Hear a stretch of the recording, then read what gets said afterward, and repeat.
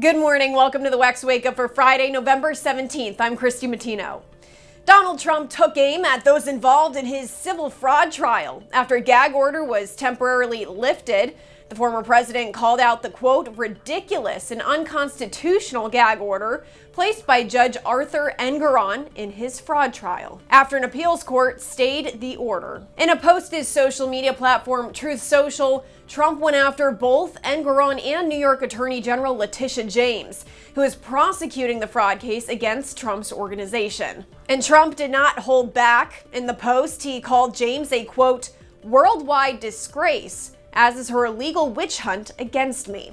The post came hours after a New York appeals court opted to freeze the gag order temporarily after Trump's lawyers had filed an emergency lawsuit on Wednesday against that order. And the body of an Israeli hostage held by Hamas was found near Shifa Hospital in Gaza on Thursday.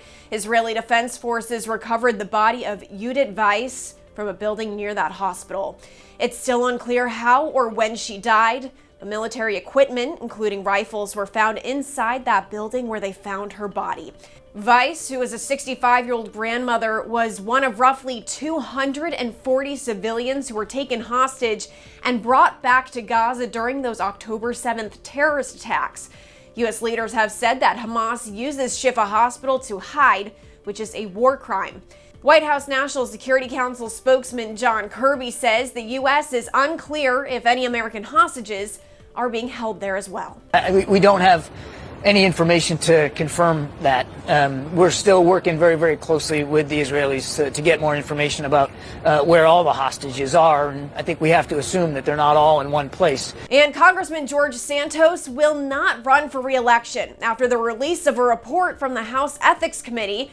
That report, released on Thursday, explains how Santos misused campaign dollars for personal gain. Now, in a post to social media, Santos ripped that report, but also shared he would not be seeking re-election. However, the congressman could be out of the House well before election time, as House Ethics Committee Chairman Michael Guest plans to file an expulsion resolution for Santos on Friday. Several members who voted to table the first resolution have announced they plan to back Guest. Now, Santos's Republican colleagues are calling on him to resign. I'm hoping that George does the right thing and resigns and leaves Congress. The Thanksgiving break is a great time to do that. Thanks so much for joining us this morning on the WEX Wake Up. Be sure to give us a follow online and on social media so you stay in the know of all those headlines trending in politics.